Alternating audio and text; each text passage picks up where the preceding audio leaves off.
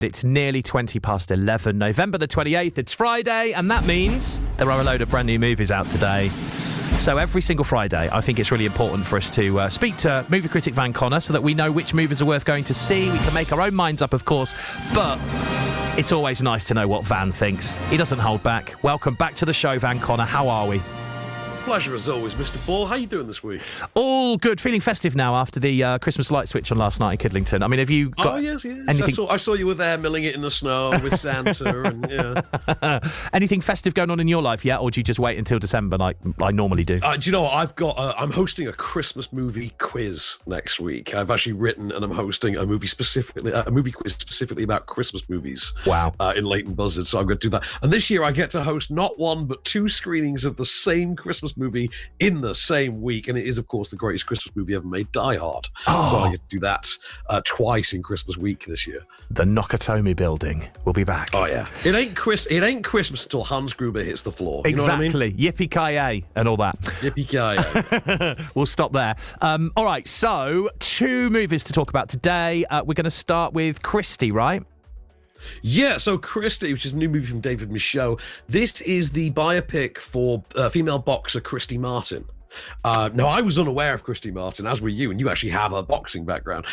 So she was basically the first, mainstream female heavyweight champion in the 90s. I think she gets her start on, I think it's the Tyson-Bruno fight in 96. She starts out quite middling in terms of her success until she and her manager / forced husband, that's another subplot, find themselves having a chance meeting with Don King, which propels her into the limelight and only makes the problems between manager / husband and prize-winning boxing wife all the worse as she starts to taste more success and he is left feeling even more of a loser. Have a listen to this. This is a sizzle reel from Christy. What are you doing sneaking around behind my back? Sneaking around? Hey, Dad. I think I want to come home.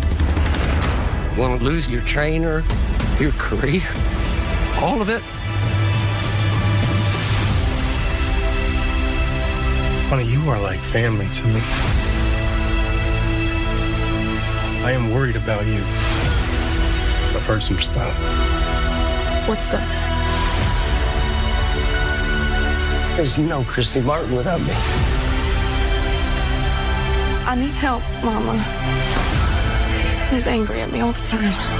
Oh, Christy. You sound crazy.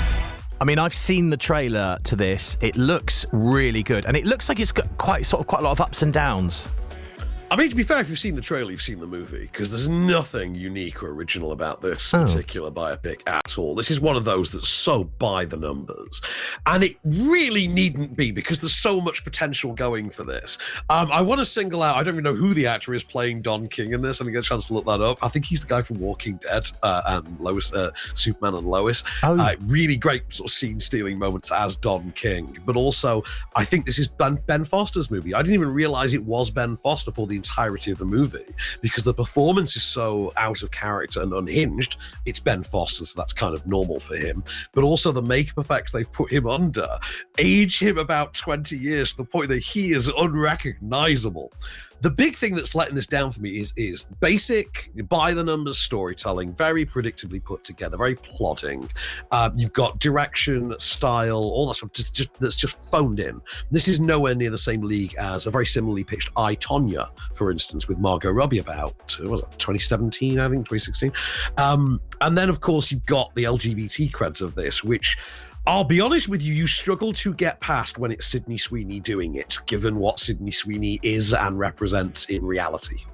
You know what I mean? It's kind of hard to watch a movie that should be one of the great, grand LGBT sports movie totems and then see it, first of all, executed in a very Hallmark Channel way, but also then put in the hands of this actress who's not particularly very good in it. That's the worst part. You actually realise when you see Sydney Sweeney stripped away from all the sex appeal and made to play gritty, you kind of realise how much she really relies on that. Like, I don't think I'm ever going to watch Anyone But You the same way ever again, because clearly she ain't bringing the thespian chops. It's all about the bikini shots. You know what I mean? It's one of those. You feel it all the way through this. And I can absolutely understand why there has been the LGBT backlash that has in the US, because I felt it through this.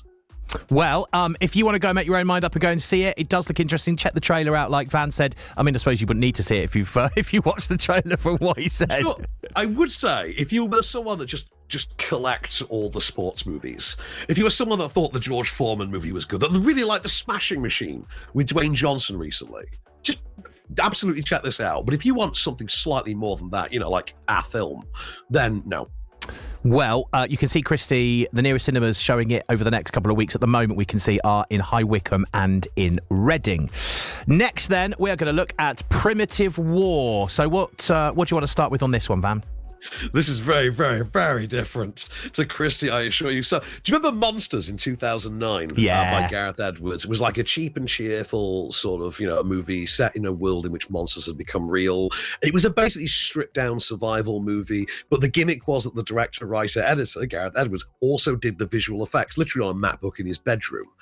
And you've got a very similar case here, only this one's set in Vietnam and sees a platoon set on a covert mission, find our missing scientists type mission. They set off on said mission, and very quickly they walk through the fog and discover there's dinosaurs everywhere.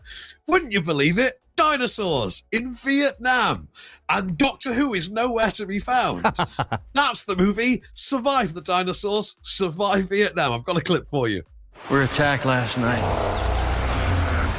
Little boys will play as soldiers. I ain't playing. I'm asking your professional opinion. Then, as professional courtesy, I will answer.